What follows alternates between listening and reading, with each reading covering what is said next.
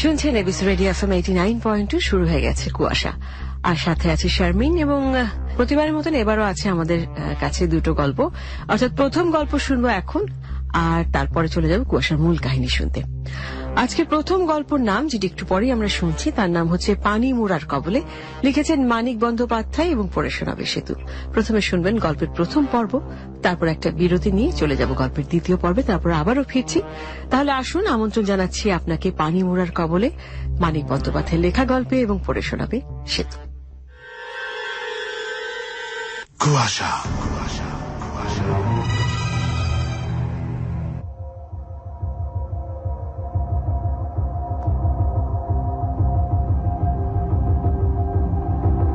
আমাদের বাড়ির পেছনে একটা মস্ত বড় পুকুরের ওপাশে একটু একটু জঙ্গল শুরু হয়ে গেছে।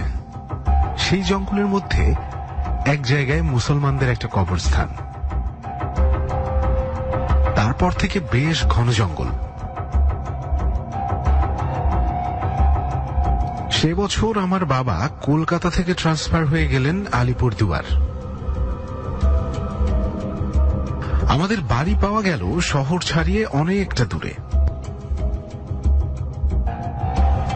আর বছরের মাঝখানে আমাকে চলে আসতে হলো বলে এখানকার স্কুলে ভর্তি হতে পারলাম না। নতুন বছরে ভর্তি হতে হবে। তাই দুপুরবেলায় আমার তেমন কিছু করার থাকে না। বাবা অফিসে চলে যান, মা খাওয়া দাওয়া করে ঘুমিয়ে পড়েন। আমার একদম ঘুমাতে ইচ্ছা করে না দুপুরে। একটাও নতুন গল্পের বই নেই, আর পড়ার বই তো বেশিক্ষণ ভালো লাগে না পড়তে। তাই আমি চুপি চুপি বাড়ির পেছনে পুকুরটার পাড়ে চলে যাই। একা একা জঙ্গলে যেতে ঠিক সাহস হয় না। এখানকার জঙ্গলে বাঘ আছে, কিন্তু আমার তো বন্দুক নেই। আমার তীর ধনুক আছে অবশ্য, তা দিয়ে বাঘ মারা যায় না। তবু আমি জঙ্গলের মধ্যে একটু গেছি দু একবার।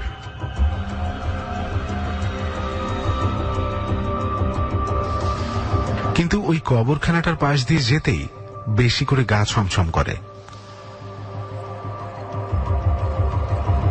বাবার অফিসের পিয়ন মুনাব্বার খা বলেছিলেন ওই কবরখানা নাকি ভূত আছে।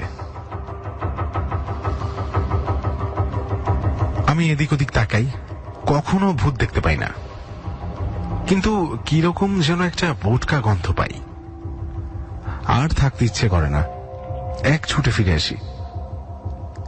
আমার যদি আর একটা বন্ধু থাকতো তাহলে নিশ্চয়ই আমরা দুজন মিলে ভূত দেখার চেষ্টা করতাম। কিন্তু এখানে এসে এখনো আমার কোনো নতুন বন্ধু হয়নি। একা একা ভূত দেখতে যেতে বড্ড খারাপ লাগে। আমি তাই পুকুরটার ধারে গিয়ে বসে থাকি। ছোট ছোট ইটের টুকরা বা পাথর ছুঁড়ে মারি জলের মধ্যে। পুকুরটা বিরাট বড়, আর এখন বর্ষাকাল বলে কানায় কানায় ভরা। দুপুরবেলা পুকুরটা দেখলে খুব গম্ভীর মনে হয়। কোথাও কোনো লোকজন নেই, শুধু আমি একা। এক এক সময় আমার মনে হয় আমাকে কেউ যেন দেখছে, যদিও কোথাও কেউ নেই। তবু যেন মনে হয় আড়াল থেকে লুকিয়ে লুকিয়ে কেউ আমাকে লক্ষ্য করছে। আমি মাথা ঘুরিয়ে চারিদিকে চেয়ে দেখি, কাউকে দেখতে পাই না। এই পুকুরটায় অনেক মাছ। মাঝে মধ্যে তারা ঘাই মারে, আর অমনি জলের মধ্যে ঢেউ খেলে ওঠে। কিন্তু একদিন হঠাৎ দেখলাম পুকুরের ঠিক মাঝখানটায় পানিগুলো ফুলে উঠছে।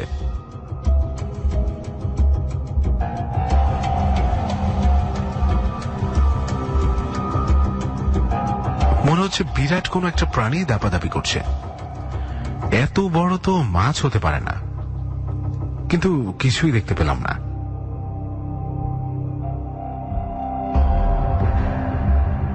তারপর থেকে আমি সব সময় পুকুরের মাঝখানটায় তাকিয়ে থাকি, কিন্তু আর কিছু দেখা যায় না। আবার পুকুরটা শান্ত আর গম্ভীর। পুকুরের ঘাটটা বেশ অনেক পুরনো, পাথর দিয়ে তৈরি, কিন্তু কয়েক জায়গায় ভেঙেও গেছে। আর সেই ভাঙা জায়গাগুলো গর্ত হয়ে সেখানে জল জমে থাকে। সেই জলেও ছোট ছোট মাছ দেখা যায়। আমি ঘাটের কাছে এসে সেই মাছগুলোকে ধরার চেষ্টা করি। আমার তো বড়শি নেই, আর বড়শি দিয়ে আমি মাছ ধরতেও পারি না, তাই হাত দিয়ে মাছ ধরার চেষ্টা করি।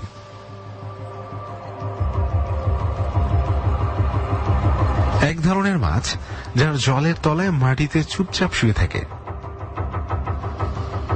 ওগুলোর নাম বেলে মাছ। সেই মাছগুলো আমাকে কাছাকাছি দেখেও ভয় পায় না। মাছগুলো অবশ্য দারুণ চালাক। আমি আস্তে আস্তে জলের মধ্যে হাত ডুবিয়ে ওদের ধরার চেষ্টা করি।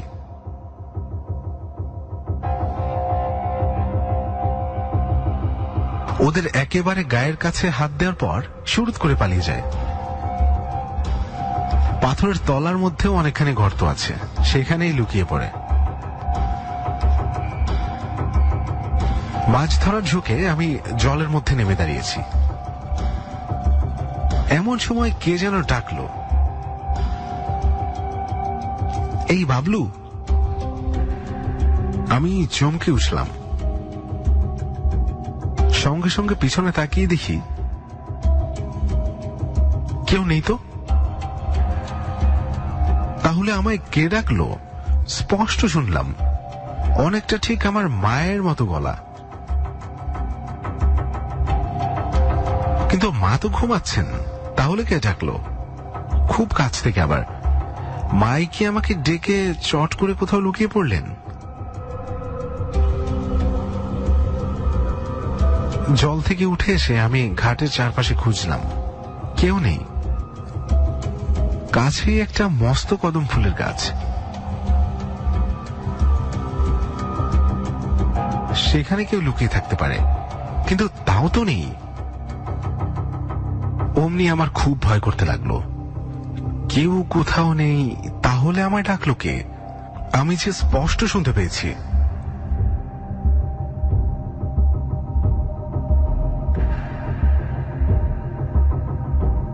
দৌড়ে চলে এলাম বাড়িতে।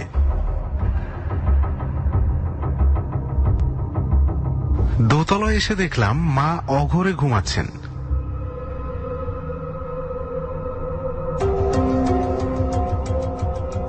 আমি তবুও মাকে ডেকে তুলে জিজ্ঞেস করলাম, মা, তুমি কি এই পুকুর ঘাটে গিয়েছিলে? মা তো খুবই অবাক। বিছানার উপর উঠে বসে বললেন, কেন পুকুর ঘাটে যাব? তুই বুঝে গিয়েছিলি না? আমি বললাম, হ্যাঁ, আমি সেখানে খেলা করছিলাম। মনে হলো পেছন থেকে কে আমাকে ডাকলো, ঠিক তোমার মতন গলা। মা বললেন, তুই বানিয়ে বানিয়ে বলছিস এসব কথা। না মা, আমি স্পষ্ট শুনলাম। মা রেগে গিয়ে বললেন, তুই কেন পুকুর ঘাটে গিয়েছিলি? একলা একলা দুপুরবেলা কেউ পুকুর ঘাটে যায়? কেন, কি হয় তাতে? মা বললেন, কখনো দুপুরবেলা একা জলের ধারে যাবি না, আর কোনোদিন যাবি না। পড়াশোনা নেই? পড়াশোনা তো হয়ে গেছে মা, তা হলেও যাবি না, খবরদার। মা আমাকে টেনে নিয়ে তার পাশে শুয়ে দিলেন। পুকুর ধারে যে কেউ আমার নাম ধরে ডেকেছে, মা এ কথা বিশ্বাসই করলেন না। বাবার অফিসের পিয়ন মুনাব্বর খা প্রায় সন্ধ্যাবেলা আমাদের বাড়িতে আসে। কি সব অফিসের কাজ নিয়ে। মুনাব্বর খা খুব দারুণ দারুণ গল্প বলতে পারে। সেই তো আমাকে কবরখানার ভূতের 3টে গল্প বলেছিল।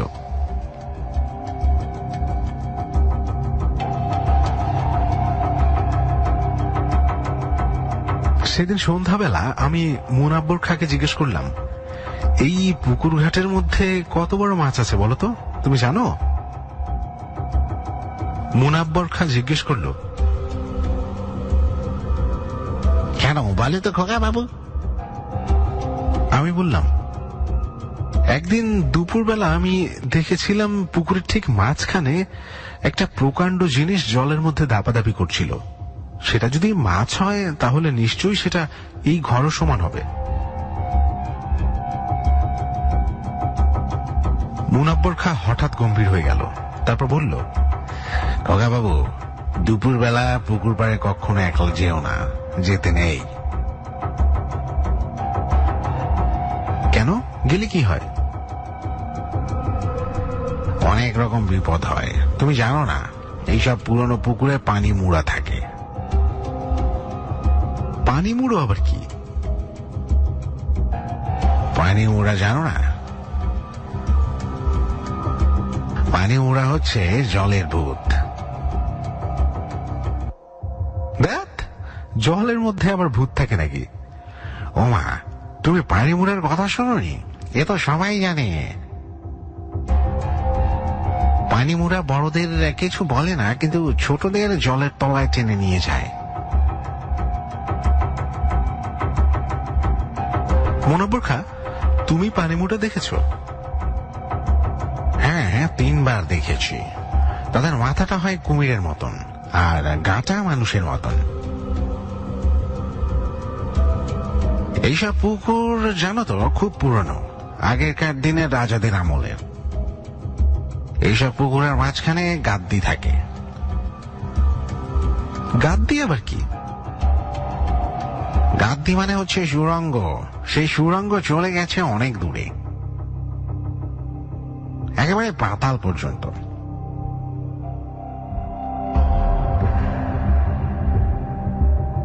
যারা পানিতে ডুবে মরে, পানি মুড়া ভূত হয়ে যায়, ওই সুড়ঙ্গের মধ্যে তারাই থাকে। মাঝে মধ্যে উপরে উঠে আসে।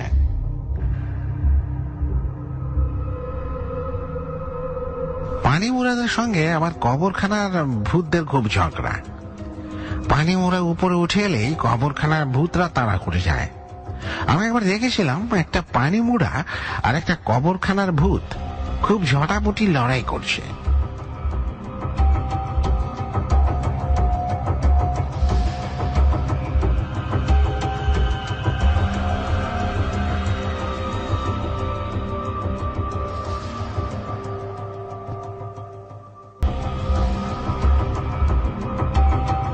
এই সময় মা জিজ্ঞেস করলেন, কিসের গল্প হচ্ছে? আমি বললাম, মা, তুমি পানি মুড়া ভূত দেখেছো কখনো? মুনাব্বর খাঁ দেখেছে। মা বললেন, বসে বসে বুঝি ভূতের গল্প হচ্ছে এই সন্ধ্যাবেলায়? মুনাব্বর, তুমি বাবলুকে বানিয়ে বানিয়ে ওসব গল্প বলো না। ভূত বলে আবার কিছু আছে নাকি? ভূত হচ্ছে মানুষের কল্পনা। মুনাব্বর বলল, না মেম সাহেব, আমি নিজের চোখে দেখেছি। মা হেসে বললেন, ছাই দেখেছো তুমি? আমার মায়ের খুব সাহস। মা একদিন রাত্রির বেলা একা একা কবরখানায় গিয়েছিলেন ভূত দেখার জন্য। কিছু দেখতে পাননি। মাকে দেখে ভূতেরাই ভয় পেয়েছিল। বাবা বলেছিলেন, তোমার হাতে টর্চ ছিল তো, সেই আলো দেখে ভূতেরা পালিয়ে গেছে। তুমি অন্ধকারে একবার গিয়ে দেখো তো কেমন হয়।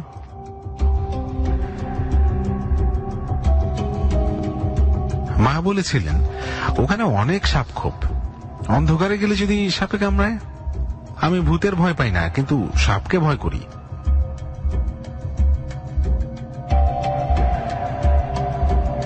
দু-তিন দিন আমি আর পুকুর ধারে যাইনি,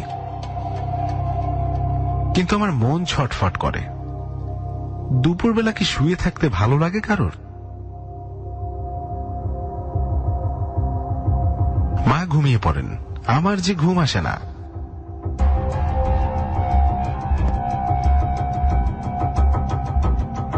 পড়া গল্পের বইগুলি আরো কয়েকবার করে পড়তে লাগলাম। তারপর আবার একদিন মা ঘুমিয়ে পড়ার পর আমি চুপি চুপি বেরিয়ে পড়লাম আবার। আজ আমার সঙ্গে একটা ছোট্ট লাঠি, যদি ভূত আসে তাহলে লাঠি দিয়ে মারব। পুকুরের কাছে এসে দেখি ঘাটের উপর একটা লোক বসে আছে। লোকটার গায়ে একটা লাল রঙের ডোরাকাটা গেঞ্জি, আর মাথায় এমন টাক যে একটাও চুল নেই।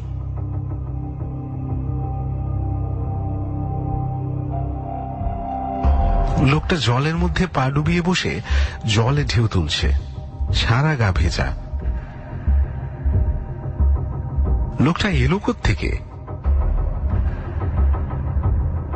আমাদের এই পুকুরে তো বাইরের কোনো লোক স্নান করতে আসে না।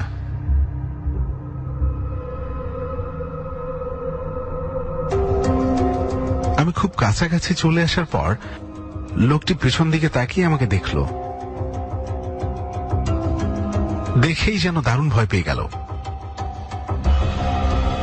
সঙ্গে সঙ্গে সে এক লাফ মেরে জলের মধ্যে গিয়ে পড়ল, তারপর ডুবে গেল। আমিও খুব অবাক হয়ে গেলাম, লোকটা আমাকে দেখে ওরকম ভয় পেল কেন? আমার হাতের লাঠিটা দেখে? চোর টোর নয় তো আবার? যদি চোর হয়, লোকটা তাহলে সাঁতার কেটে পুকুরের ওপাশে উঠে জঙ্গল দিয়ে পালাবে।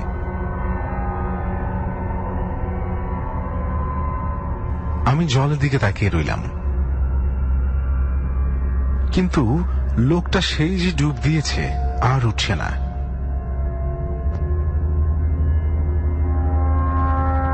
এতক্ষণ ধরে কেউ ডুব দিয়ে থাকতে পারে? আমি মনে মনে 1, 2, 3 করে 500 পর্যন্ত গুনে ফেললাম। তবু লোকটাকে আর উঠতে দেখলাম না। এই রে, লোকটা মরে গেল না তো?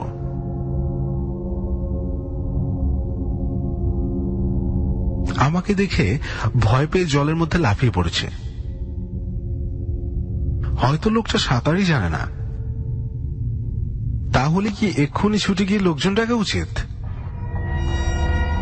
কিন্তু আমার কথা যদি কেউ বিশ্বাস না করে?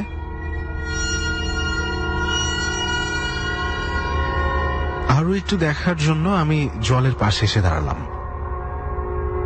তখন আমার মনে হলো, ওটা ভূত নয় তো?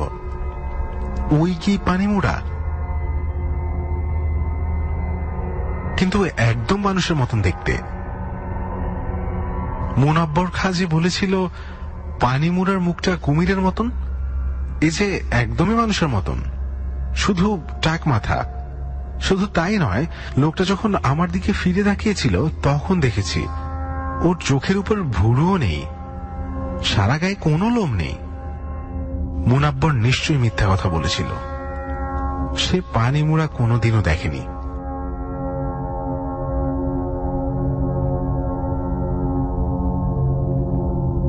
তখনই ফিরে গিয়ে মাকে খবর দেব ভাবছি। একসময় জলের মধ্যে একটা হাত উঁচু হয়ে উঠল,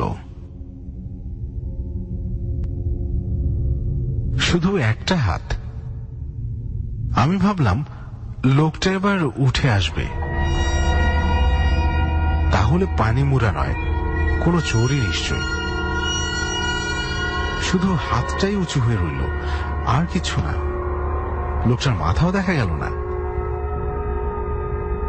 তারপর মনে হলো সেই হাতটা যেন আমায় হাত ছানি দিয়ে ডাকছে।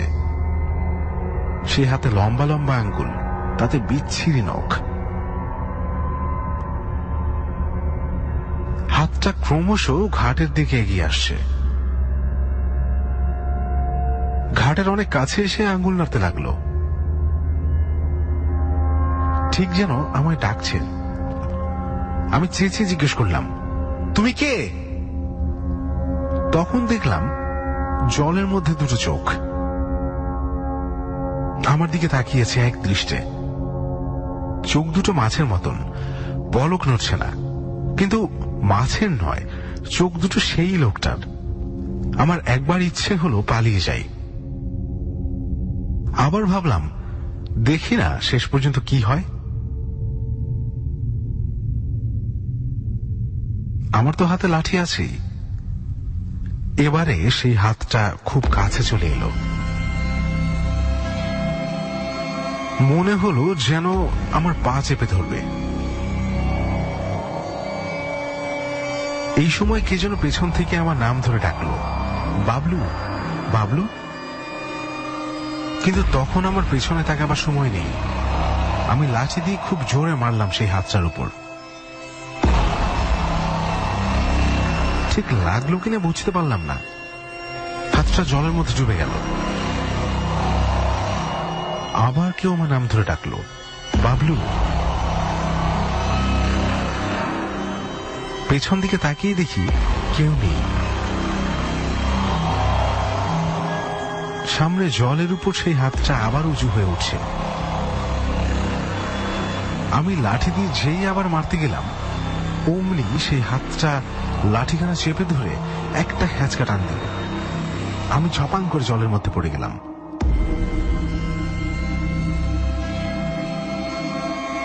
জলে পড়েই মনে হলো আমি আর বাঁচব না।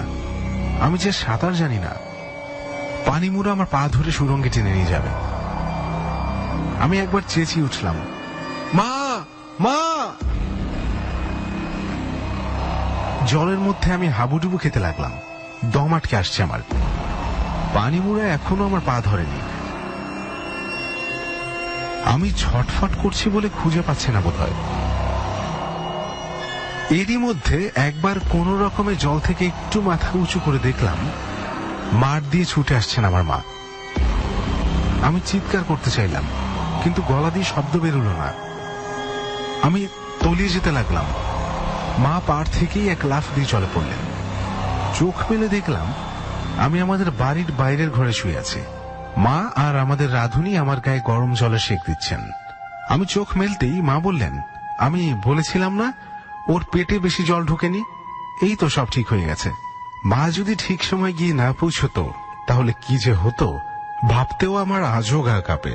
কিন্তু মা যে ওখানে কিভাবে গেছেন সেটাও একটা আশ্চর্য ব্যাপার। পরে শুনেছি সে কথা। মা ঘুমিয়েছিলেন।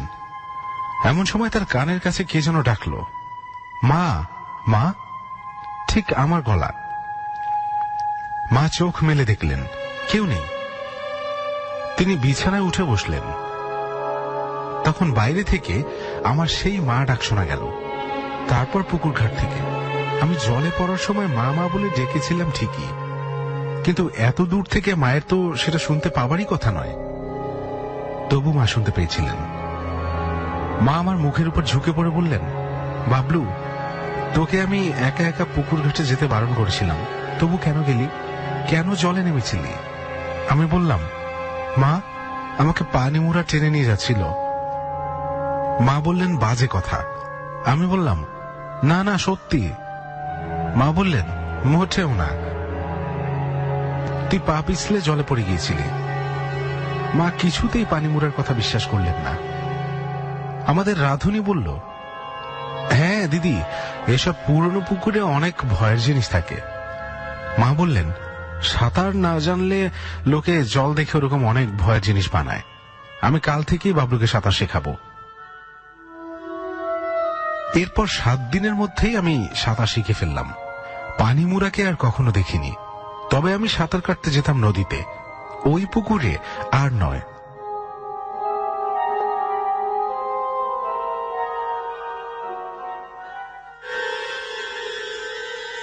কুয়াশা।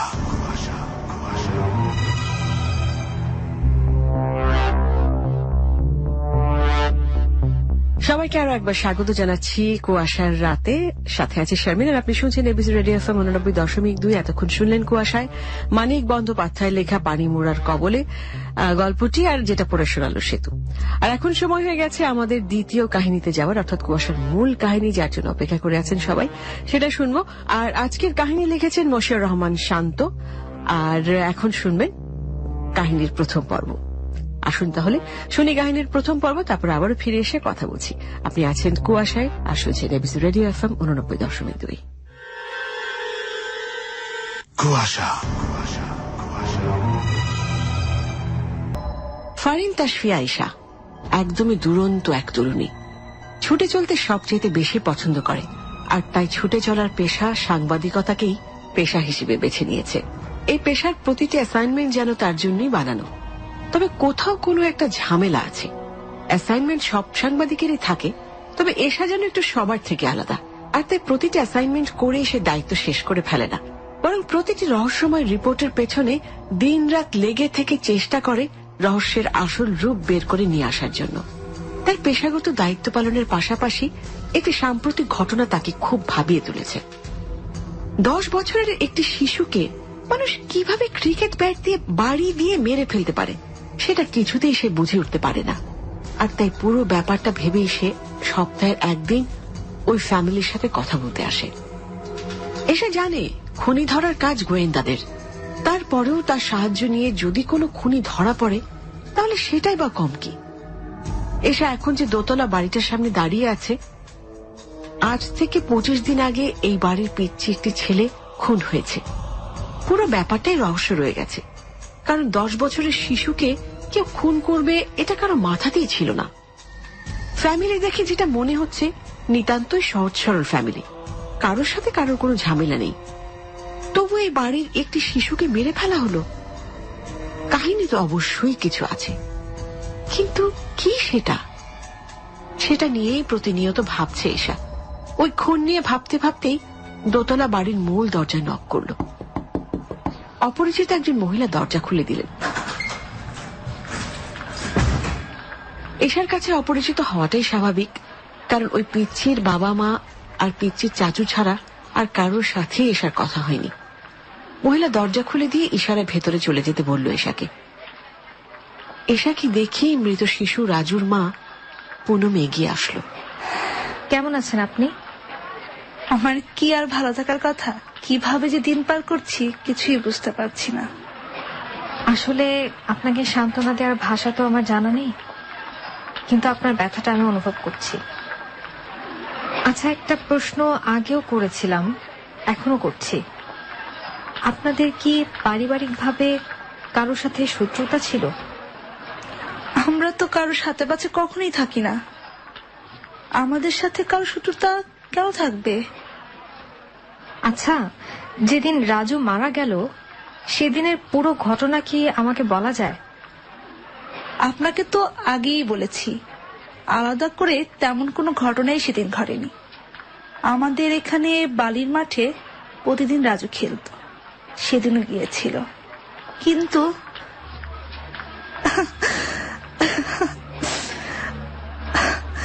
সেদিন আর রাজু ফিরে আসেনি। আপনি কাঁদবেন না প্লিজ। আমি আসলে আপনাকে সাহায্য করবার জন্য এসেছি, কিন্তু কিভাবে সাহায্য করব আমি জানি না। তবে আমি চাই এর পিছনে যেই আছে সে যেন বের হয়ে আসে। কিছুই হবে না, এই দেশে কিছুই হয় না। দেখবেন অন্য 10টা কেসের মতন এই কেসটাও ঝুলে যাবে। 2 দিন আগেই মিডিয়া কত লাফালাফি করলো, আর এই দেখুন মিডিয়া ভুলেও গেছে। মিডিয়ার মানুষকে দোষ দিয়ে লাভ নেই, প্রতিদিন হাজার রকমের কাহিনীর ভিড়ে ভুলে যাওয়াই স্বাভাবিক।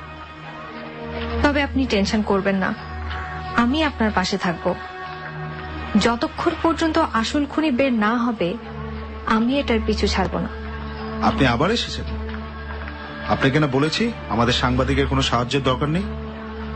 আহা, এভাবে বলছো কেন? তো কিভাবে বলবো? এখন রিপোর্ট করে কি হবে? পারবেন আমার ছেলেকে ফিরিয়ে দিতে? আমি জানি রিপোর্ট করে কিছুই হবে না, জানি আপনার ছেলেও ফিরে আসবে না। তবে আমার কারণে যদি আসল খুনি বের হয়ে আসে তাহলে তো আপনার ছেলের হত্যার বিচার করতেই আপনাদের সুবিধা হবে। লাগবে না কোনো বিচারের, সব আমার জানা আছে, সব বোঝা আছে। আপনার শুধু এক গাদা লেকচার দিয়ে যেতে পারবেন, আর কিছুই করতে পারবেন না। আমি খুব খুশি হব আপনি যদি আর আমাদের না বিরক্ত করেন। এভাবে বলছো কেন? উনি তো আমাদের রাজুর। যেটা বুঝো না সেটা নিয়ে কথা বলবে না। উনি আজ এমনি এসেছে, কাল এসে টাকা চাইবে, বলবে টাকা দিলে রিপোর্ট ছেপে দেব। সবাইকে আমার চেনা আছে। আপনি আমাকে ভুল বুঝছেন, সাংবাদিকতা পেশা। রাখুন আপনার ডায়লগ, আপনি এখন আসুন প্লিজ। আমাদের কোনো সাংবাদিকের সাহায্যের দরকার নেই।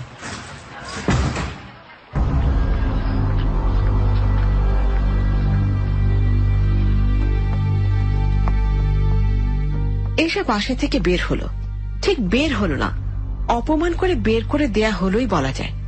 আসলে কাছের মানুষের কিছু হলে মানুষের মাথার কোনো ঠিক ঠিকানা থাকে না, এটা এসে ভালো করেই জানে।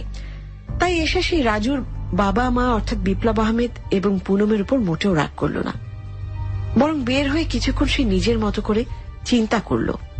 এসে এখন যে বাড়িটিতে এসেছে সেটা দক্ষিণ কেরানীগঞ্জের একটি গ্রামই বলা যায়।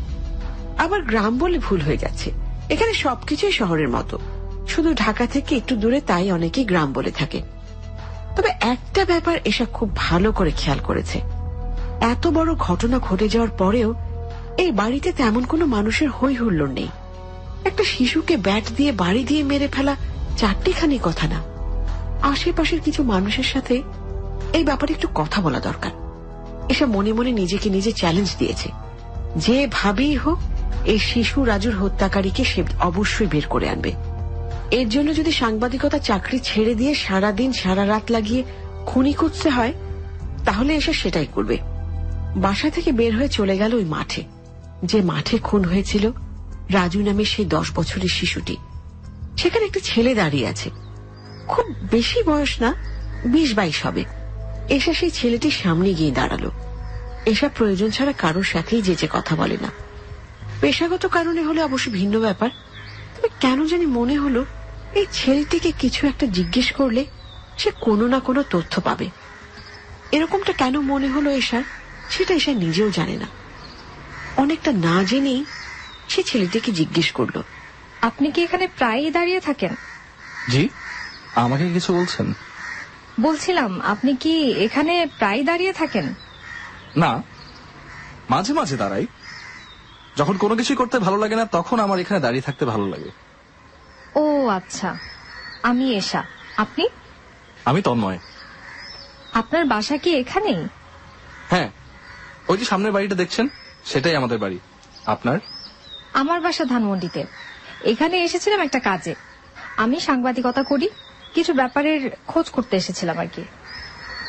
ও আচ্ছা, তো খোঁজ খবর পেলেন? না। আচ্ছা, আপনি কি আমাকে সাহায্য করতে পারবেন? মানে আমি আপনাকে কিভাবে সাহায্য করতে পারবো? আপনি যদি চান তাহলে অনেকভাবেই পারবেন। আসলে আমার বেশ কিছু তথ্য দরকার, যেহেতু আমি এখানে থাকি না, তাই আমার জন্য এটা কালেক্ট করা বেশ কঠিন। কিন্তু আপনি যেহেতু এখানেই থাকেন, তাই আপনি চাইলেই কিন্তু। আপনি কি ওই পিচ্চির মার্ডার নিয়ে কোনো হেল্প চাচ্ছেন? হ্যাঁ, আপনি একদম ঠিক ধরেছেন। আমি তাহলে এই ব্যাপারে কোনো হেল্প করতে পারবো না, কারণ এই ব্যাপারে আমি নিজেও কিছু জানি না, আর জানলেও বলে টলে ঝামেলায় জড়ানোর কোনো ইচ্ছেই আমার নেই। আমার কার্ডটা রাখুন, যদি কখনো মনে হয় আপনি আমাকে হেল্প করতে পারেন, কিংবা এমন কিছু আপনি জানতে পারেন যেটা এই মার্ডারের সাথে সম্পর্কিত, আপনি আমাকে অবশ্যই জানাবেন প্লিজ। মনে হয় না কোনো হেল্প কখনো করতে পারবো, তবু আপনার কার্ডটা রেখে দিচ্ছি। যদি কিছু জানতে পারি তাহলে অবশ্যই কল করব। দক্ষিণ কেরানীগঞ্জ থেকে আসার পরে এসে আবার তার কাজ নিয়ে ব্যস্ত হয়ে পড়ল। শিশু রাজু হত্যার মামলার কথা তার মাথাতেই আর থাকলো না, থাকার কথাও না। কারণ মানুষ বড় অদ্ভুত প্রাণী, চোখের আড়াল হলে যে কোনো জিনিস ভুলে যেতে পারে। এসে যখন অফিসে বসে কাজ করছিল, ঠিক তখনই হঠাৎ করে এসার মোবাইলে একটা কল আসলো। নাম্বারটা অপরিচিত। অপরিচিত নাম্বার থেকে কল আসলে কেন জানি এসার আর সেই ফোন ধরতে ইচ্ছে করে না।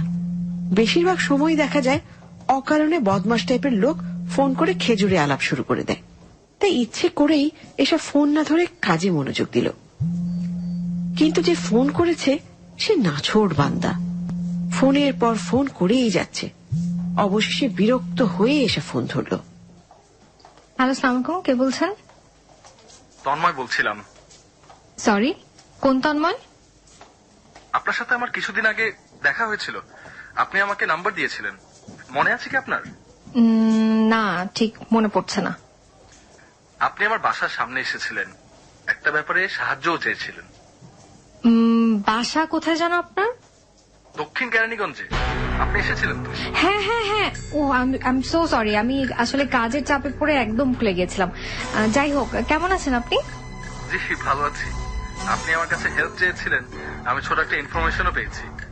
জানি না আসলে এটা কাজ করবে কিনা, তারপরেও ভাবলাম আপনাকে কল করে জানানো উচিত। কল করে খুবই ভালো কাজ করেছেন।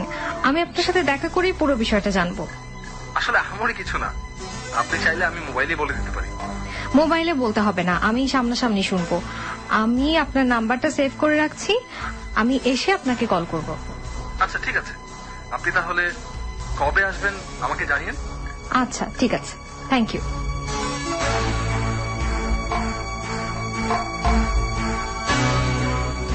তন্ময় নামের ছেলেটির সাথে দেখা করে আহামরি কোনো খবর যে এসে বের করতে পারবে না সেটা এসে ভালো করেই জানে।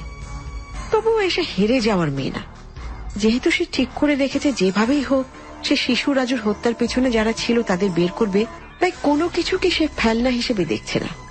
আসলে দুনিয়াতে কোনো কিছুই ফেলনা না। কোন তথ্য থেকে কোন তথ্য বের হয়ে আসবে এটা আগে থেকে বলা নিঃসন্দেহে বেশ কঠিন একটা কাজ। তাই এসে সময় বের করে আবার চলে গেল দক্ষিণ কেরানীগঞ্জ। পৌঁছেই তন্ময় নামের ওই ছেলেটাকে কল করলো। কল করে একটি রেস্টুরেন্টে তন্ময়কে নিয়ে বসলো এসা।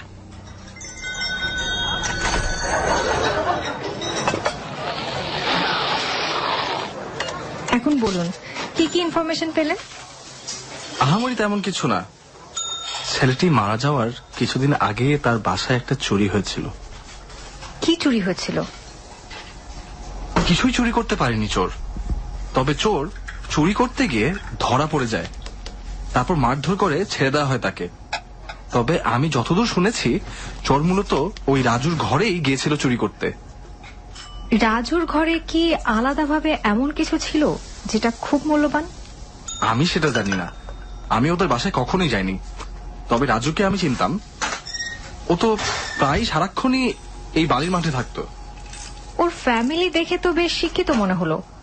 শিক্ষিত একটা ফ্যামিলির বাচ্চা ছেলে সারাক্ষণ বালির মাঠে থাকতো, ব্যাপারটা একটু কেমন না? এমন ভাবে চিন্তা করলে একটু কেমন কেমন তো মনে হবেই। তবে বালির মাঠ বিকালে জমে ওঠে। আপনি একদিন ভর দুপুরবেলা আসবেন, আসলেই দেখবেন দুপুরে কেউ এখানে থাকে না। আর রাজু দুপুরেই মারা গেছে। কেউ না কেউ তো অবশ্যই ছিল। মাঠ একদম খালি থাকবে এটা আমার বিশ্বাস হচ্ছে না। আচ্ছা তন্ময়, আমি যে আপনার কাছে ইনফরমেশন চাচ্ছি, আপনি কি এতে বিরক্ত হচ্ছেন? বিরক্ত হলেও কিন্তু কিছু করার নাই। আসলে আমি চাই রাজুর খুনের পিছনে কে আছে সেটা বের হোক। না না, বিরক্ত কেন হব? সমস্যাটা হলো আমি নিজে কোনো ঝামেলার মধ্যে পড়তে চাই না।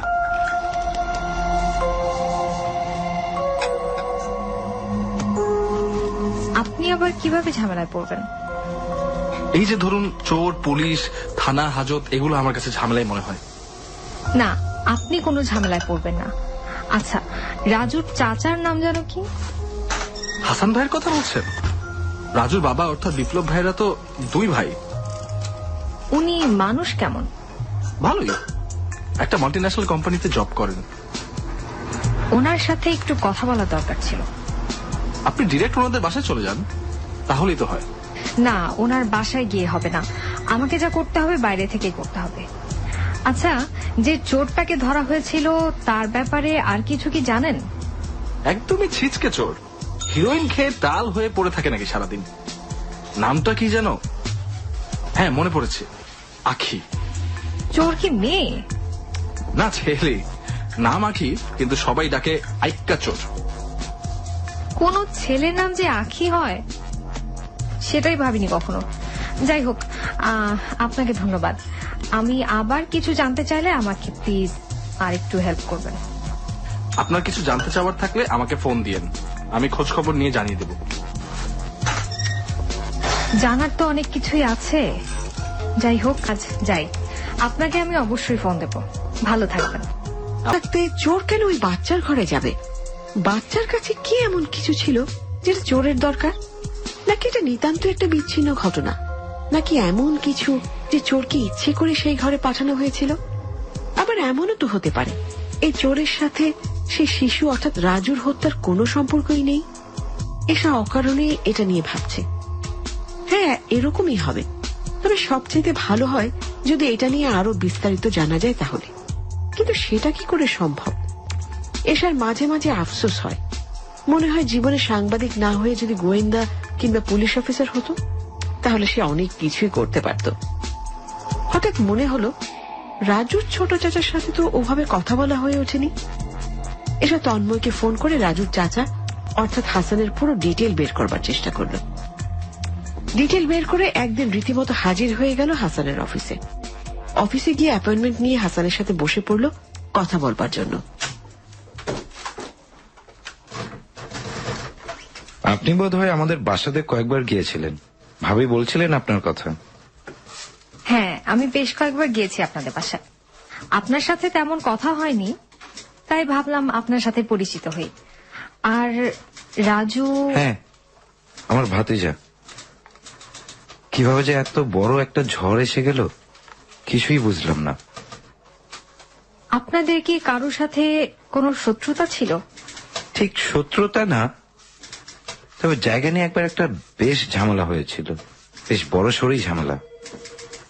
আমাদের এলাকার এক প্রভাবশালী লোক চেষ্টা করছিল আমাদের এই জায়গাটা দখল করতে। তবে সেটা তো অনেক আগের কথা। এত আগের রেশারেশি নিয়ে এখন কেউ আমাদের পরিবারের কোন শিশুকে মেরে ফেলবে সেরকমটা কিন্তু আমার মনে হয় না। আবার এরকমও তো হতে পারে তারাই কোন একটা প্রতিশোধ নেয়ার চেষ্টা করেছে। জায়গার ঝামেলা তো পৃথিবীর অন্যতম বাজে একটা ঝামেলা। বেশিরভাগ মার্ডারের পিছনে প্রধান কারণ জায়গা কিংবা মেয়ে মানুষই হয়। হতেও পারে, কোন সন্দেহকেই তো আর উড়িয়ে দেয়া যায় না। তবে এখন আমরা কি করতে পারি? কুকুর কামড় দিলেই কি মানুষকে আবার কুকুরকে কামড় দিবে? আচ্ছা, কুকুর বিড়ালের কথা থাক, আপনার বাসাতে যে চুরি হয়েছিল সেটা নিয়ে কিছু একটা বলুন। কিছু একটা বলবো মানে বুঝিনি। এই ধরুন, কখন চোর আসলো, কখন চোর ধরে ফেললেন, কিংবা এত ঘর থাকতে রাজুর ঘরেই কেন চোর গেল, এই ব্যাপারটা নিয়েই জানতে চাচ্ছিলাম আর কি। চোরটা আসলে একদম ছিচকে চোর ছিল। অন্য কোনো ঘরে হয়তো ঢোকার রাস্তা পাচ্ছিল না, তাই হয়তো রাজুর ঘরে ঢুকে চুরি করার চেষ্টা করে। সেটার সাথে বালির মাঠে ব্যাট দিয়ে পিটিয়ে মেরে ফেলার কোন সম্পর্ক আছে বলে আমার মনে হয় না। একটা বাচ্চা ছেলেকে বালির মাঠে ব্যাট দিয়ে পিটিয়ে মেরে ফেলা হলো, ব্যাপারটা কেমন যেন রহস্যময়। কেউ কিছুই দেখলো না, পিচ্চির লাশ মাঠে পড়ে রইল। এটা কেন জানি আমি মেনে নিতে পারছি না। যাই হোক, হাসান সাহেব, আপনার সাথে কথা বলে ভালো লাগলো। আমি আপনাকে মাঝে মাঝে আরো একটু জ্বালাবো। অবশ্যই, যে কোনো দরকারে আমাকে কল করবেন। এই নিন আমার কার্ডটা রাখুন। জি, ধন্যবাদ।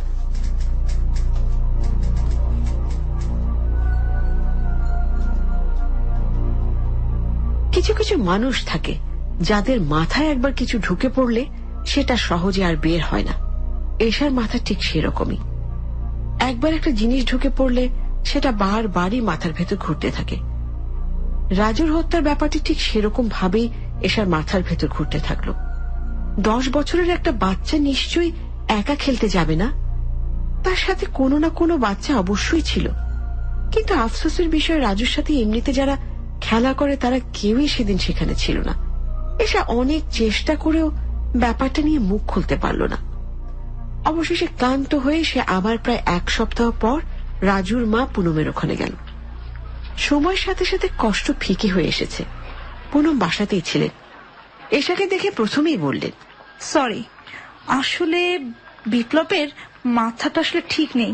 আপনার সাথে সেদিন খারাপ ব্যবহার করেছে, তাই খুব দুঃখিত।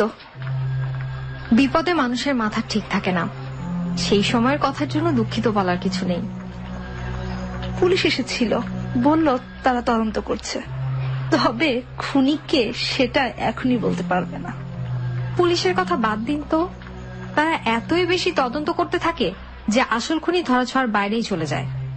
আমাকে একটু বলেন তো, আপনাদের সাথে যাদের জায়গার সমস্যা হয়েছিল তারা মানুষ কেমন? জায়গার ঝামেলা তো সেই বহু আগের কাহিনী। হ্যাঁ, আমি বহু আগের কাহিনীটাই জানতে চাচ্ছিলাম। জায়গা নিয়ে ওই একজনের সাথে আমাদের একটু ঝামেলা হয়, তবে পরে পঞ্চায়েত বসে সব ঝামেলা শেষও হয়ে যায়। তখন কি ঝামেলাটা হাতাহাতি পর্যন্ত গিয়েছিল? অনেকটাই। আসলে এই বাড়িটা বিপ্লব আর হাসানের সেই বাপদাদা সম্পত্তি। তাই এটার প্রতি ওরা দুই ভাই বেশ দুর্বল। তাই এটা নিয়ে ঝামেলা হলে তাদের মাথা গরম হয়ে যাবে, সেটাই তো স্বাভাবিক। আচ্ছা, রাজুর কথা বলুন তো। কি কথা বলবো? এই যে ও সারাদিন বালির মাঠে কেন গিয়ে খেলতো, তারপরে এত ছোট বাচ্চা, 10 বছর বয়স তো, খুব একটা তো বেশি না। ওর খেলতে ভালো লাগতো, তাই ওকে কোনো কিছুতেই বানা করতাম না। আসলে ওর ব্যাপারে যেহেতু খোঁজ খবর নিচ্ছেন, তো আপনি মনে হয় ইতিমধ্যে জেনে গেছেন যে ওকে কিভাবে আমরা নিয়েছি। সরি, আপনার কথাটা আমি ঠিক বুঝতে পারিনি। রাজু আসলে আমাদের নিজের ছেলে না। আমার একটা সমস্যার কারণে আমি কখনো মা হতে পারবো না। তাই রাজুর যখন 15 দিন বয়স, তখন তাকে আমরা পালক নেই। যেহেতু রাজুকে আমি আমার জীবন থেকেও বেশি ভালোবাসতাম, তাই ওর যা ভালো লাগতো তাতে কখনো বাধা দেইনি। সারাক্ষণ বালিতে খেললেও কিছু বলতাম না। আজ আপনি খুব ইম্পর্টেন্ট একটা কথা বলেছেন। আমি জানি আমি গোয়েন্দা না, সাংবাদিক। তারপরেও ছোট ছোট কিছু ব্যাপার অনেক বড় ঘটনাকেই তুলে ধরে। আমি জানি না আসলে ওর খুনিকে বের করা সম্ভব হবে কিনা। আমরা সাধারণ মানুষ, সাধারণ মানুষের শত্রু যেমন থাকে না, বন্ধুও তেমন থাকে না। তারপরেও আপনি নিজে থেকে এসে আমাদের সাহায্য করার চেষ্টা করেছেন, এটাই আসলে অনেক বড় একটা ব্যাপার। আচ্ছা, আমি এখন যাই। আপনার কাছে কিছু জানতে চাইলে প্লিজ কোনো কিছু লুকাবেন না। আমি আর কি লুকাবো? আপনার যা জানতে ইচ্ছা করে বলবেন, আমার জানাতে কোনো আপত্তি নেই। কুয়াশা, কুয়াশা,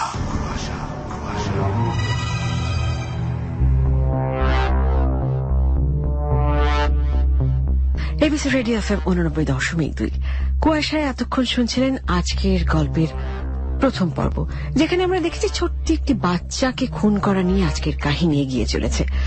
এশা একজন সাংবাদিক, কিন্তু সে প্রাইভেট ডিটেকটিভদের মতন উৎসুক এবং রহস্য সমাধান করতে চায়। তার সাংবাদিকতা পেশার মধ্য দিয়েই সে অন্যের উপকার করতে চায়, অর্থাৎ সে তার প্রতিটি অ্যাসাইনমেন্ট করেই সে দায়িত্ব শেষ করে ফেলে না, বরঞ্চ প্রতিটি রহস্যময় রিপোর্টের পেছন সে রাত দিন লেগে থেকে চেষ্টা করে রহস্যের আসল রূপ বের করে আনার জন্য, অর্থাৎ রহস্যের সমাধান করবার জন্য। তাই সে যে রিপোর্টটা করতে গেল, একটি বাড়ির ছোট একটি পিচ্চি ছেলে খুন হয়েছে, যার নাম রাজু। কেরানীগঞ্জের একটি জায়গায় সেই বাচ্চাটাকে খুন করা হয়েছে বালির মাঠে, যেখানে সে খেলতে যেত, এবং ভর দুপুর একটা অড টাইমে বাচ্চাটাকে খুন করা হয়। অদ্ভুত লাগলো এশার কাছে, দিনে দুপুর একটা এতটুকু ছোট বাচ্চাকে ক্রিকেট ব্যাট দিয়ে পিটিয়ে মেরে ফেলা হয়েছে, বাড়ি দিয়ে সে ব্যাট দিয়ে। একটা মানুষ দেখলো না, কেউ শুনলো না। তো যথারীতি সে বাচ্চাটির বাবা মার সঙ্গে দেখা করে, যাদের নাম পুনম এবং বিপ্লব। এবং বিপ্লব এশা তাদের বাড়িতে যাওয়ায়, এরকম একটা শোকের বাড়িতে এত উৎসুক ভাবে এত প্রশ্ন করতে যাওয়ায় খুব বিরক্ত হয়ে যান এবং তাকে অপমান করে বের করে দেয়। কিন্তু তারপরেও ক্ষান্ত হয় না এশা, সে বাইরে এসে খোঁজ নিতে চেষ্টা করে যে আরো কারো কাছ থেকে কিছু জানা যায় নাকি। সেখানে তন্ময় নামে একটি ছেলেকে সে দেখে, সে বালির মাঠের সেখানে ঘোরাঘুরি করছে, তার কাছ থেকে সে জানতে চায়। তারপর তার নাম্বার নিয়ে চলে আসে এবং কিছুদিন পর সেই তন্ময় তাকে ফোন করে যোগাযোগ করে এবং জানায় যে তাদের বাড়িতে সেই খুনের দিন একটি চোর এসেছিল এবং তন্ময়ের ঘরেই নাকি সেই চোর ঢুকেছিল। কেন ঢুকেছিল, অতটুকু একটা বাচ্চার ঘরে চোর, সেখানে কি এমন অমূল্য সম্পদ ছিল সে বিষয়ে এসা কিছুই বুঝতে পারে না। এরপর আবার আরো খোঁজ খবর নিতে এসা চলে যায় তার চাচা হাসানের অফিসে, যে সেখানে গিয়েও খুব একটা কিছু বের করতে পারে না। এবং সে তন্ময়ের কাছ থেকে আগে জেনেছিল যে জমি জমা সংক্রান্ত ব্যাপারে তাদের সঙ্গে একটা বেশ আগে থেকে ঝামেলা চলছে এক প্রতিপক্ষের। তো সেখান থেকে হাসানের কাছ থেকেও সে অনেক জানবার চেষ্টা করে, কিন্তু হাসান কিছুই বলতে পারে না, তাকে সেরকম আশানুরূপ কোনো উত্তরই পায় না। অবশ্যই সে আবার যায় পুনমের কাছে, পুনমের কাছে গিয়ে সে আরো কিছু কথা জানতে চায় এবং কথায় কথায় সে জেনে ফেলে যে রাজু আসলে বিপ্লব এবং পুনমের আপন সন্তান নয়। 15 দিন বয়সে রাজুকে পালক নিয়েছিল পুনম এবং বিপ্লব, এবং এই ব্যাপারটা কেমন যেন মাথার মধ্যে ঢুকে যায় এশার। সেটা নিয়ে সে ভাবতে থাকে এবং সে বাড়ি থেকে বের হয়ে আসে। এরপরে কি হবে আমরা কি এই দ্বিতীয় পর্বে জানবো, এই রহস্যের সমাধান হচ্ছে কিনা? আসুন তাহলে দ্বিতীয় পর্ব শুনি এখন। আপনাদের সাথে আছি আমি শারমিন কুয়াশা, আর শুনছেন এবিসি রেডিও FM 89.2। দ্বিতীয় পর্ব শুনি, আবারও ফিরে আসছি, সঙ্গেই থাকবেন। কুয়াশা,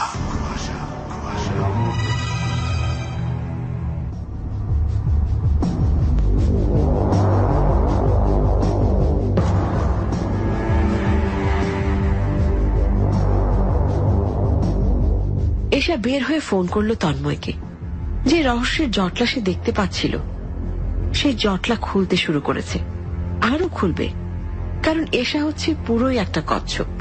কোনো কিছু একবার কামড়ে ধরলে কারো সাধ্য নেই সেই জিনিস ছুটিয়ে নেয়ার। রাজুকে পালক নেওয়া হয়েছিল, এই তথ্যটা কি আসলেই খুব গুরুত্বপূর্ণ? হ্যাঁ, আসলেই গুরুত্বপূর্ণ। অনেক সময় যে জিনিসগুলোকে আমরা গুরুত্বপূর্ণ ভাবি না, সেটাই শেষে গিয়ে দেখা যায় সবচেয়ে বড় ব্যাপার হয়ে দাঁড়ায়। তন্ময়কে দেখে এসে একটা মুচকি হাসি দিল। ছেলেটা আসলে খুবই ভালো, সত্যি সত্যি এসাকে হেল্প করবার চেষ্টা করছে।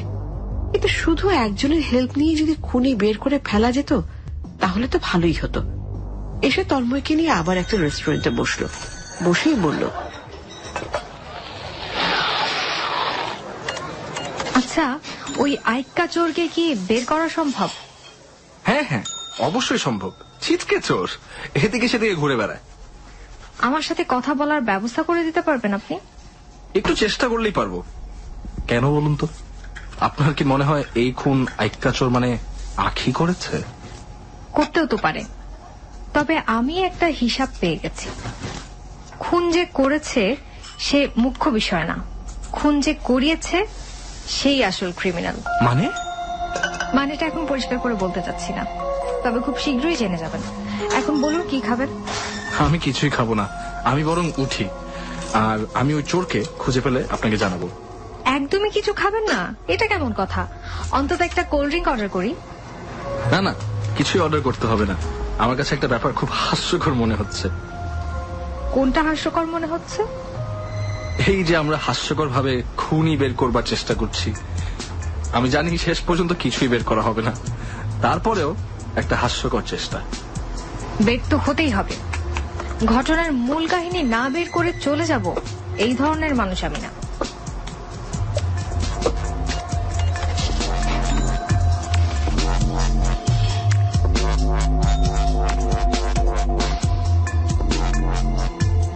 এসে সত্যি সত্যি যে ঘটনার মূল কাহিনী বের না করে চলে যাবে না, এটা আসলেই বোঝা গেল। কারণ সে সত্যি সত্যি আইক্কা চোরকে বের করে ফেলেছে। পুরো ব্যাপারটা অবশ্য তন্ময় সাহায্য করেছে। সবচেয়ে বড় ব্যাপার হচ্ছে এসে নিশ্চিত যে রাজুর মাথায় ব্যাট দিয়ে আঘাত করেছে এই চোর। কেন করেছে সেটা নিশ্চিত না। এসে জানে তার কাছে শক্ত কোনো প্রমাণও নেই। এমনকি যেই ব্যাটটা দিয়ে বাড়ি দেওয়া হয়েছিল সেই ব্যাট পর্যন্ত পাওয়া যায়নি। পুলিশ শুধু জানে যে বাচ্চা ছেলেটির মাথায় জোরে কোনো কিছু দিয়ে আঘাত করা হয়েছিল, আলাদা করে কোনো আলামতও সংগ্রহ করতে পারেনি। তবুও এসে মোটামুটি নিশ্চিত যে পুরো ব্যাপারটা আইক্কা চোরের কাজ। নামটা হাস্যকর মনে হলেও মানুষটা হাস্যকর না, কারণ নেশাগ্রস্ত মানুষ যে কোনো ধরনের ভয়ঙ্কর কাজ করে ফেলতে পারে। আইক্কা চোরকে পাওয়া গেল একটা রিক্সার গ্যারেজে, একটা মোটা সিরিঞ্জ দিয়ে কোন একটা ড্রাগ নিচ্ছিল। এমন সময় তন্ময় সেই রিক্সার গ্যারেজে ঢুকেই এশার সাথে সে চোরের কথা বলবার ব্যবস্থা করল। তবে চোর পুরোই নেশায় ডুবে আছে, কথা বলে কিছু বের হবে বলে মনে হলো না। আপনি আমার একটা উপকার করতে পারবেন? আমার উপকার লাগবে আপনার? কি কন এগুলা? বাবা টাবা কিনবার আসছেন? বাবার বাবাকে খুঁজতে আসছি, আপনার সাহায্য লাগবে। আপনার কথা শুনে মনে হয় ভদ্রঘরের সন্তান। আমি কলাম টাকা ছাড়া কিছু করি না। টাকা দিবেন, বাঘের মাথাও কাইটটা আইনা দিমু। বাঘ দরকার নেই, মানুষের মাথা চাই। আমি ছোট খাটো স্যার, মানুষের মাথা আননের কাম আমার না। জয় আপনি যদি 5,000 টাকা দেন তাই চেষ্টা নিব। একটা পিচ্চিকে মেরে ফেলতে হবে, পারবেন? কোন পিচ্চি? নাম ঠিকানা আর টাকা দিয়া যান। টাকা এমন জিনিস যে কোনো জিনিসটাই মাইরা ফেলাইতে পারে, আবার বাঁচাইয়াও দিবার পারে। একবার যে পিচ্চিরে মেরে ফেলতে গেছিলেন, ওই পিচ্চিটাকে আবার মারতে হবে, পারবেন? কি কইবার চান আপনি? কেডা আপনি? কি চান? আমি কোনো পিচ্চিরে মারতে যাইনি। বিপ্লব ভাইয়ের ছেলেকে আপনি মারতে গিয়েছিলেন, সবাই আপনাকে চোর মনে করে মেরে ধরে ছেড়ে দিয়েছে, কিন্তু আমি আপনাকে ছেড়ে দেওয়ার পাবলিক না। আমি কাউরে মারি নাই, মারতে যাইনি, আমি চোর। আপনি পুলিশে গিয়া জিগান। আপনি কি সেটা আমি ভালো করে জানি। আপনি রীতিমতো পেশাদার খুনি। এখন বলেন, রাজুর মাথায় ব্যাট দিয়ে বাড়ি কেন দিয়েছে? আপনার লগে আমার আর কোনো কথা নাই। আপনি আদালতে গিয়ে আমার নামে বিচার দেন। এখন আমার নেশার টাইম, আপনার লগে আর প্যাক প্যাক করার পারুম না। নেশা যতটুকু করেছেন তার চাইতেও অনেক বেশি নেশা করবার সুযোগ আমি আপনাকে করে দিতে পারি, যদি সত্যি আপনি আমাকে কিছু সত্যি তথ্য দেন। আমার কাছে কোনো তথ্য মুক্ত নেই, আপনি এখন যান এখান থেকে। এই প্যাকেটে 2000 টাকা আছে, টাকাটা রাখুন, আমি আবার আসব। আপনার যদি আমাকে দিয়ে উপকার হয় তাহলে আশা করি আপনিও আমাকে কয়েকটা উপকার করবেন। টাকা দিতেছেন কেন? আপনার মতলব কি? আমি তো কিছুই বুঝবার পারতেছি না। এখন কিছুই বুঝতে হবে না, সময় আসলে সব বুঝবেন। আমার সাথে যদি থাকেন তাহলে টাকা যেমন পাবেন, ঠিক তেমনই সামনে আপনার একটা বড় বিপদ আসছে, সেটা থেকেও বেঁচে যাবেন। আমার কি এর বিপদ? সেটা সময় আসলে নিজেই বুঝতে পারবেন। এখন যেটা বলছি সেটা শুনুন। আমি আপনাকে আগামী পরশুদিন এখানে খুঁজতে আসব, আপনি থাকবেন। যদি থাকেন তাহলে আরো 3000 টাকা পাবেন। শুধুমাত্র কথা বলে টাকা পাচ্ছেন এরকম অফার কিন্তু আর কেউ দিবে না, ব্যাপারটা মাথায় রাখবেন। আপনি কি পুলিশ? না, আমি পুলিশ না, আর এখন এই ব্যাপার নিয়ে পুলিশের কাছে যেতেও চাচ্ছি না, শুধু সত্যিটা জানতে চাচ্ছি। আমি কোনো সত্য মিথ্যা জানি না, আপনি হুদাই আমারে ভুল বুঝতেছেন। আমি যা বুঝবার বুঝে গেছি। আগামী পরশুদিন দেখা হচ্ছে, আপনি থাকবেন এটুকু আশা আমি করতেই পারি। আমি গ্যারেজেই থাকি, আইসেন আপনি।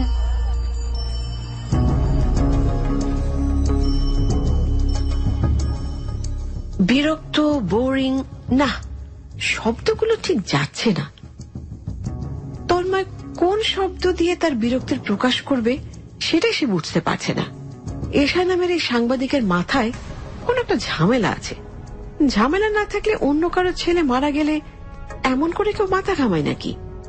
তন্ময় এখন নিশ্চিত হয়ে গেছে যে এসব পুরো একটা খালি কলসি। খালি কলসি বাজে বেশি টাইপ যে কথাটা আছে সেটা আসলে এশার জন্যই প্রযোজ্য। শুধু তাই না, যখন চোরকে বের করে ফেলাই হলো তখন চোরকে পুলিশে দিয়ে দিলেই হয়। টাকা পয়সা দিয়ে এত কাহিনী করবার দরকার কি? আর তথ্য নিয়ে বা কি এমন হবে? এসে কি আদালত নাকি পুলিশ? সে সামান্য একজন সাংবাদিক, সে কি এবার করতে পারবে? বড় জোর একটা রিপোর্ট লিখে সেটা প্রকাশ করতে পারবে। একটা রিপোর্টে কি বা যায় আসে? এরকম হাজার হাজার রিপোর্ট প্রতিদিন হচ্ছে, কিন্তু কয়জন খুনিকে ধরা যাচ্ছে? কিছুই হচ্ছে না। তন্ময় কিছুটা বিরক্ত হয়ে পরশুদিন যখন এশা আসলো তখন তার সাথে কিছু সিরিয়াস কথা বলল। আসলে আমার একটা কথা ছিল। জি বলুন। আপনার এই হাস্যকর ছেলে মানুষের মধ্যে আমি আর থাকতে চাচ্ছি না। ঠিক বুঝলাম না, আমার কোন ছেলে মানুষের মধ্যে আপনি থাকতে চাচ্ছেন না? এই যে খুনি বের করা, চোরকে জিজ্ঞাসাবাদ করা, আরো যা যা করছেন। কিন্তু আমি তো সবকিছুরই শেষ পর্যায়ে চলে এসেছি। কি লাভ শেষ কিংবা শুরু করে? আপনি তো জজ না। আপনি কি করবেন খুনি বের করে? বড় জোর পুলিশের হাতে দেবেন বাংলা সিনেমার মতো, কিংবা একটা রিপোর্ট লিখবেন, কিন্তু কি হবে? কিছুই হবে না। এমনকি আপনি তো এটাও প্রমাণ করতে পারবেন না যে ওই চোরই রাজুকে খুন করেছে। পারবেন কি? কিছুই পারবেন না। তো দরকার কি এত সব কাহিনী করার? আমি কি করতে পারি আর পারবো সেটা আমি ভালো করে জানি। আপনি আমার অনেক উপকার করেছেন, আশা করি আর একটু উপকার করবেন। আপনার আমাকে আর কোনো সাহায্যই করতে হবে না, শুধু অল্প কিছুদিন আমার পাশে থাকুন। আমি যা যা বের করার দরকার ছিল সব নিজেই বের করে ফেলেছি। দেখেন, আপনার যা ইচ্ছে করুন, আমি আর আপনার সাথে নেই। যাওয়ার মতো করে শেষ মুহূর্তে এসে তন্ময় ঠিকই চলে গেল। হঠাৎ তন্ময়ের পরিবর্তন কেন হলো এসব কিছুই বুঝতে পারল না। তবে মনে মনে সে যাকে সন্দেহ করেছে সেটা আস্তে আস্তে কেন জানি সত্যি মনে হতে শুরু করেছে। তবে সে চোরের সাথে কথা বলতে যাওয়ার আগে চলে গেল রাজুর মা পুনমের কাছে। পুনমকে একান্তই পারিবারিক কিছু কথা জিজ্ঞেস করা দরকার।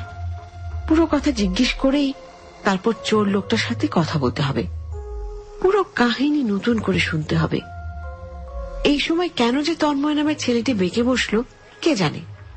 পুনমের কাছে গিয়ে এসা জিজ্ঞেস করলো, আচ্ছা, আমি কিছু প্রশ্ন করব, দয়া করে আমাকে সত্যি কথা বলবেন। আমি তো আপনার কাছে কখনোই মিথ্যা বলিনি, শুধু বলেছিলাম খুনি ধরা পড়বে না। এখন পর্যন্ত কি ধরা পড়েছে? পড়েনি। আমি যা যা জিজ্ঞেস করছি তাই তাই একটু বলুন। জি বলুন, কি জানতে চান? এই বাড়িটা কার নামে লেখা? এটা আবার কেমন প্রশ্ন? যা জিজ্ঞেস করছি শুধু তাই উত্তর দেন। বাড়িটা দুজনের নামে লেখা, বিপ্লব এবং হাসান। ওরা দুই ভাই এই বাড়ির মালিক। হাসানের সাথে রাজুর সম্পর্ক কেমন ছিল? বেশ ভালো। হাসান তো রাজুকে অনেক আদর করত। অফিস থেকে বের হওয়ার পর প্রতিদিন রাজুর জন্য চকলেট নিয়ে আসতো। আচ্ছা, রাজুকে যখন পালক নেওয়া হয় তখন কি হাসানের সাথে কোনো ঝামেলা হয়েছিল? হাসানের সাথে কি ঝামেলা হবে? আসলে আপনি কি বলছেন বা বলতে চাইছেন আমি কিছুই বুঝতে পারছি না। না, ঠিক আছে, আমার যা জানার ছিল তা আমি জেনে গেছি। আজ আমি আসি।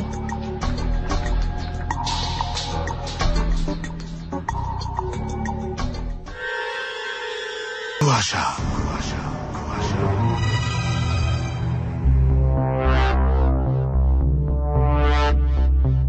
আমরা এতক্ষণ ধরে কুয়াশার দ্বিতীয় পর্ব শুনলাম এবং দ্বিতীয় পর্ব দেখলাম যে রাজু নামে যে ছেলেটি খুন করা হয়েছিল তার তদন্ত করতে করতে এক পর্যায়ে সত্যি সত্যি এসে বের করে ফেলে সে আইক্কা চোরকে এবং চলে যায় আইক্কা চোর যেখানে থাকে সেই জায়গাটায়, অর্থাৎ সেটা একটা রিক্সার গ্যারেজ। সেই গ্যারেজে গিয়ে দেখে সে একটি মোটা সিরিঞ্জ দিয়ে কোনো এক ধরনের ড্রাগ নিচ্ছিল, সুতরাং বোঝাই যায় যে আইক্কা চোর একজন ড্রাগ এডিক্ট। এবং একটা পর্যায়ে সে কথা বলতে বলতে আইক্কা চোরকে বলে, আমাকে একটু সাহায্য করতে পারেন আপনি? নানাভাবে কথা বলতে বলতে কনভিন্স করে এবং তাকে বলে যে সে যদি তার কোনো কাজ করে দিতে পারে টাকার বিনিময়ে। তো আইক্কা চোর বলে সে ছোটখাটো মানুষ, তার আর কি এমন ক্ষমতা। তখন এসা তাকে টাকার লোভ দেখে এবং বলে যে একটি ছোট বাচ্চাকে মারতে হবে। এসা ইচ্ছে করে স্টোভগুলো ফেলতে থাকে আসল কথা আইক্কা চোরের পেট থেকে বের করবার জন্য। তো একটা পর্যায়ে আইক্কা চোর একটু ভয় পেয়ে যায় যে সে কে, কেন এত প্রশ্ন করছে। আর সে বারবার বলছে আমি কোনো পিচ্চিকে মারতে যাইনি, আমি কোনো পিচ্চিকে মারিনি। তারপরেও এসা তার হাতে 2000 টাকা দিয়ে বলে আসে যে তার সামনে খুব বিপদ এবং এসাই একমাত্র পারে তাকে উদ্ধার করতে সেই বিপদ থেকে, এবং এসা পরে এসে তার কাছে সাহায্য চাইবে। এবং একটা পর্যায়ে আইক্কা চোর বলে যে ঠিক আছে, আমি এই গ্যারেজে থাকি, আপনি পরে আসবেন, পরে আপনার সঙ্গে কথা বলবো। তো আগামী পরশুদিন দেখা হচ্ছে বলে এসা বের হয়ে চলে যায়। এবং এদিকে তন্ময়ের কাছে গেলে পরে তন্ময় খুবই বিরক্ত হয় এশার এই সমস্ত কর্মকাণ্ডে। তার সোজা কথা হচ্ছে যে পুলিশ থাকতে সে এশা কেনই বেসব তদন্ত করছে, এবং এক পর্যায়ে তন্ময় এশাকে বলে যে সে আর এশার সঙ্গে নেই বলে সে উঠে চলে যায় এবং এশা আবারও চলে যায় রাজুর মা অর্থাৎ পুনমের কাছে এবং সেখানে যে সে সরাসরি কিছু প্রশ্নও করে। তারপরেও কিন্তু দ্বিতীয় পর্ব থেকেও আমরা কিছুই বের করতে পারছি না। ভীষণ রহস্যময় আজকের কাহিনী। চলুন তাহলে শুনি আজকের কুয়াশার তৃতীয় পর্ব অথবা শেষ পর্বে, দেখি এখান থেকে রহস্য উদ্ধার করা যায় কিনা। আপনি আছেন কুয়াশায়, শুনছেন এবিসি রেডিও FM 89.2। আপনার সাথে আছি আমি শারমিন। আর এখন শুনবো আজকের কুয়াশার তৃতীয় অথবা শেষ পর্ব। সঙ্গেই থাকবেন। কুয়াশা।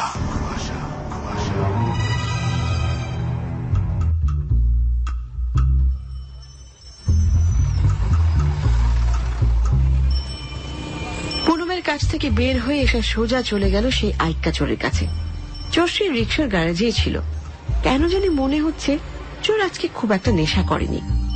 তাকে দেখে সেদিনের মতো অস্বাভাবিকও মনে হচ্ছে না, বরং মনে হচ্ছে কিছু বলার জন্য সে প্রিপারেশন নিয়ে বসে আছে। এসা চোরকে ইশারা করে বলল গ্যারেজ থেকে বের হয়ে আসার জন্য। চোর বেশ স্বাভাবিকভাবেই বের হয়ে এশার সাথে হাঁটতে শুরু করলো। হাঁটতে হাঁটতে এসা বলল, আমি আপনার আসল পরিচয় জানি। সিজকে চোর সেজে যেভাবে এখানে বসবাস করছেন, কেউ বিশ্বাসই করবে না যে আপনি কি পরিমাণ ভয়ঙ্কর খুনি। তো আমি খুনি। কি করবার পারবেন করেন, প্রমাণ করতে পারবেন? প্রমাণ করতে পারলে কন, না প্রমাণ করতে পারলে হুদাই পেশাল বন্ধ করেন। 3000 টাকা দিবেন কইছিলেন, এই কারণেই আপনার লগে দেখা করছি। রাজুকে মারতে কে পাঠিয়েছিল? আমি কোনো রাজু ফাজু চিনি না। আর আমি কাউরে মারণের পাবলিক না। আপনি কইছেন আজকে দেখা করলে টাকা দিবেন, আমার টাকা দিয়ে দেন, আমি যাইগা। বিপ্লবের ছেলে রাজুকে আপনি চেনেন না। আপনি তার ঘরে ঢুকে তাকে মারতে চেয়েছিলেন, পরে ব্যাপারটা জানাজানি হয়ে যাওয়াতে আপনি মারেননি। এখন আমাকে বলুন পুরো কাহিনীটা কি? কাহিনী কিছুই না। পিছনে তাকান। কি কিছু দেখতে পাচ্ছেন? গাড়ি। যে গাড়িটা আমাদের ফলো করছে সেটা সিআইডির গাড়ি। আমি সাংবাদিক হলেও সিআইডির একজন তথ্যদাতা। বিভিন্ন সময় বিভিন্ন রকম কেস ইনভেস্টিগেশনে আমি সিআইডিকে সাহায্য করি। আপনি আমারে এগুলা জিগাইতেছেন কে? আমি কিছুই জানি না।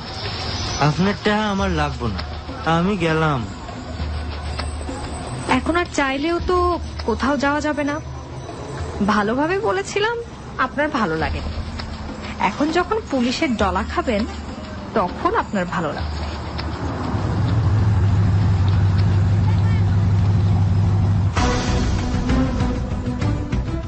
এসার পেছনের গাড়িটি মুহূর্তের মধ্যে এসে আইক্কাচোরকে ধরে ফেলল। কোনো তথ্য প্রমাণ কিছুই নেই যাতে বোঝা যায় যে এই খুনি এই চোর। তবুও এসা জানে এই চোর এমন কিছু তথ্য দিতে পারবে যেটা থেকে আসল খুনি খুব সহজে বের হয়ে আসবে। সিআইডির কিছু সদস্য তাকে ধরে নিয়ে গেল এবং নিয়ে যাওয়ার পর কি কি করবে সেটা বুদ্ধিমান শ্রোতা নিশ্চয়ই আন্দাজ করতে পারছেন। তবে যে অফিসারকে এসে সাহায্য করছে সে অফিসার তার রুমে এসাকে ডাকলেন। আচ্ছা, আপনার কি মনে হয় প্ল্যানিং করেই খুন হয়েছে? আমি 100% নিশ্চিত প্ল্যানিং করে করা। এই চোর তো চোর না। মুন্সিগঞ্জ থানায় তার নামে 4টি মার্ডার কেস রয়েছে। সেটা আমি আগেই বুঝতে পেরেছি। আপনি এখন ওর থেকে কথা বের করার ব্যবস্থা করুন। আমার ধারণা আমি আপনাকে যার কথা বলেছি সেই এটার পিছনের মূল নায়ক। এখন তো আমারও তাই মনে হচ্ছে। কিন্তু একটা মার্ডারের জন্য এত নিখুঁত পরিকল্পনা করা কিন্তু সহজ কথা নয়। তবে আমরা খুশি যে আপনি আমাদের প্রতিবারই কোনো না কোনো কেসে এভাবে সাহায্য করছেন। তবে আসল খুনি কে সেটা যে আমরা বুঝতে পেরেছি সেটা কিন্তু এখনো কাউকে বুঝতে দিইনি। এটা খুব ভালো করেছেন। তবে চোর থেকে তার ব্যাপারে কিছু ইনফরমেশন নিয়ে একবারে আমরা তাকে ধরতে যাব। সেটা পুরোটাই আপনাদের ব্যাপার। তবে আপনি তাকে ধরতে আমাদের সাহায্য করবেন। এখন পর্যন্ত যেহেতু করেছি তখনও করব। আচ্ছা, আমি এখন দেখি সেই আইক্কাচোরের কি অবস্থা, আর আপনি আমাকে জানিয়েন নেক্সট কবে কি করছেন। তবে কাউকেই কিছু বুঝতে দিয়েন না। বুঝে ফেললে কিন্তু আসল খুনি ধরা ছোঁয়ার বাইরে চলে যাবে। সেটা আমি জানি।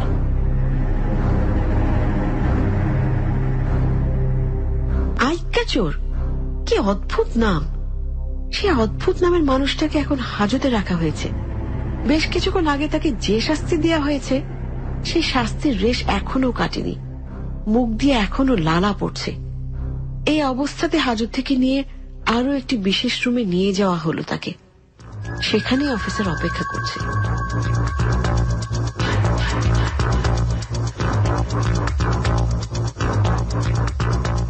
কার কথাতে খুন করতে গিয়েছিলি? তুই তো চোর না। তুই খুন করতে গিয়েছিলি সেটা আমরা সবাই জানি। এখন সত্যি কথা বল। স্যার, আমারে মারেন না গো স্যার, আমারে আর মারেন না। আমি খুন করি নাই, আমি খুন করবার যাই নাই।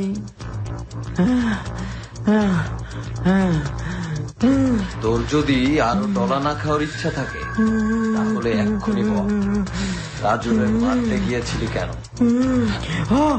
স্যার, সেদিন মারতে গেছিলাম, কিন্তু সেদিন মারিনি। পরে তারে কে মারছে আমি জানি না। সত্যি স্যার, আমি জানি না। তুই প্রথমে মারতে গিয়েছিলি কেন? তোকে কে পাঠিয়েছিল? আমারে পাঠাইছিল।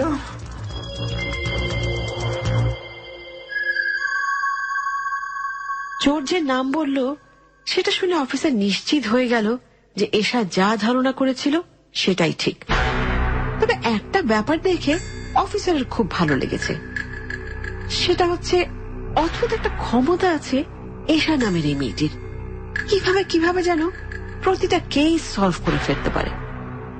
চোরের স্বীকারোক্তি নেওয়ার পরপরই অফিসার এশাকে কল করলো।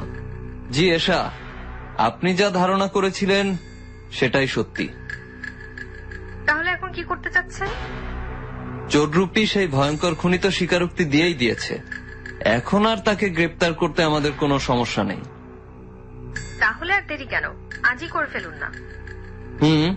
আপনাকে আমরা সাথে নিয়ে যেতে চাই। আপনি প্রথমে কথা বলতে থাকবেন, আমরা পরে এসে ধরে ফেলবো। ঠিক আছে, তাই হবে।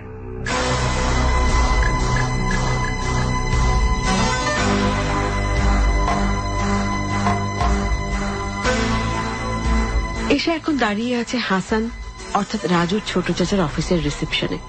হাসানকে খবর দেওয়া হয়েছে এতদিন ধরে খুনের পেছনে যে পরিশ্রম গিয়েছে সবকিছু শেষ হতে চলেছে। যে চোর করে এত লাফালাফি করা হয়েছে সেই চোর যে খুন করেনি সেটা এসে নিজেও জানত। তবুও এসে চোরের পেছনে লেগেছিল যেন মূল সন্দেহের মানুষটি টেরও না পায় যে তাকে ঘিরেই পুরো তদন্ত চলছে। এসে হাসানকে দেখিয়ে এগিয়ে গিয়ে বলল, কেমন আছেন হাসান সাহেব? আরে আপনি কেমন আছেন? আমি ভালো আছি। আপনাকে একটা খবর দিতে আসলাম। খবরটা শুনে আপনি নিজেও খুশি হবেন। তাই নাকি? বলুন। রাজুর খুনিকে শনাক্ত করা হয়েছে। কি? কোথায় আছে সেই খুনি? আমি দেখতে চাই। সে এখন আমার সামনেই দাঁড়িয়ে আছে। কি বলতে চাইছেন আপনি? আপনার গেম খেলার টাইম শেষ হাসান সাহেব। কেন আপনি এই কাজটা করলেন? আমি কেন আমার ভাতিজাকে খুন করতে যাব? কেন করেছেন সেটা না হয় পুলিশকেই বলবেন। পুলিশ আপনার অফিসের বাইরে অপেক্ষা করছে। আশা করি আপনি পুরো ব্যাপারটাই বুঝতে পারছেন। তাই ভনিতা না করে চলুন। আমি আপনার কথা কিছুই বুঝতে পারছি না। ঠিক আছে, তারপরে চলুন দেখি আপনারা কি বলতে চাইছেন।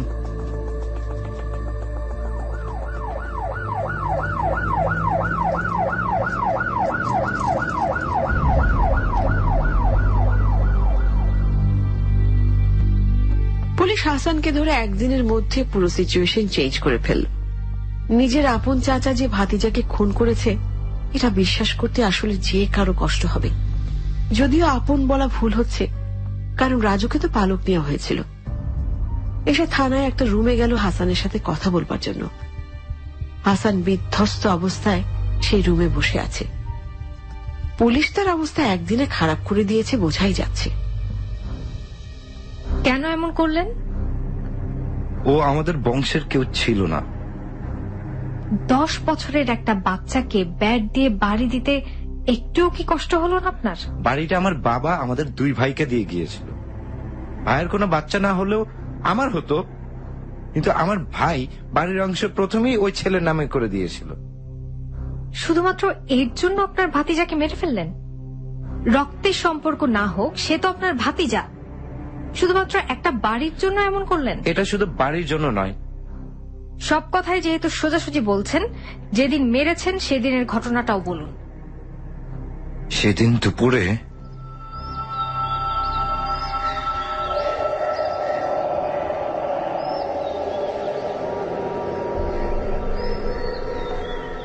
যেদিন রাজুকে মেরে ফেলা হয় সেদিন দুপুরবেলা রাজুর চাচা হাসান সেই বালির মাঠে দাঁড়িয়েছিল। দুপুরে এমনিতেই কেউ সেখানে থাকে না। কাউকে না পেয়ে যখন রাজু বাসায় ফিরে যাওয়ার সিদ্ধান্ত নিয়েছিল, ঠিক তখনই তার চাচা হাসান সামনে এসে দাঁড়ালো। চাচি তুমি এখানে? ভাবলাম তোর সাথে আজ খেলি। কিন্তু চাচু এখানে তো কেউ নেই, আমরা দুজন শুধু খেলবো। আরে তাই তো, পুরো মাঠই দেখছি খালি। এই খালি মাঠে খেলার আর সুযোগ আসবে না। আচ্ছা ঠিক আছে, তোর ব্যাট দে। আমি কি বল করবো চাচু? না, তুই সোজা হয়ে দাঁড়িয়ে থাক আর ব্যাট আমার কাছেই থাক। কিভাবে নিজের ভাতিজাকে হাসান খুন করেছে সেটা শুনে এসে দাঁড়িয়ে পড়ল। মানুষ কত নিষ্ঠুর হতে পারে তা যত দিন যাচ্ছে এসব বুঝতে পারছে। তার এখন আর হাসানের এই কাহিনী শুনতে ইচ্ছে করছে না। আসল কাহিনী বের হয়ে এসেছে, এটাই সবচেয়ে বড় কথা। একবার পুনম আর বিপ্লবের সাথে দেখা করলে ভালো হতো, কিন্তু এসব কারোর সাথে দেখা না করেই বের হয়ে গেল। তার চোখের সামনে 10 বছরের একটা শিশুর রক্তমাখা লাশ ভাসছে। এসব দ্রুত থানা থেকে বের হয়ে হাঁটতে লাগলো। এত কিছুর পরেও মানুষের জীবন থেমে থাকে না। এসে আবার এরকম কোন নতুন কেসের অনুসন্ধানে নামবে, নতুন করে আবার কষ্ট পাবে, নতুন করে আবার সে কষ্ট ভুলেও যাবে। আর এই সবকিছু মিলিয়েই অদ্ভুত এই জীবন, অদ্ভুত এই দুনিয়া। কুয়াশা।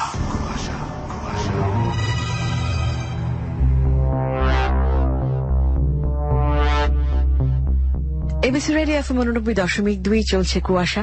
আর এতক্ষণ শুনলেন আজকের কুয়াশার কাহিনী, যার নাম খুন। লেখক মশিউর রহমান শান্ত, নাট্যাংশ পরিচালনায় ছিলেন শেগুফতা আবিদ শাড়ি এবং সাউন্ডে ছিলেন খালিদ।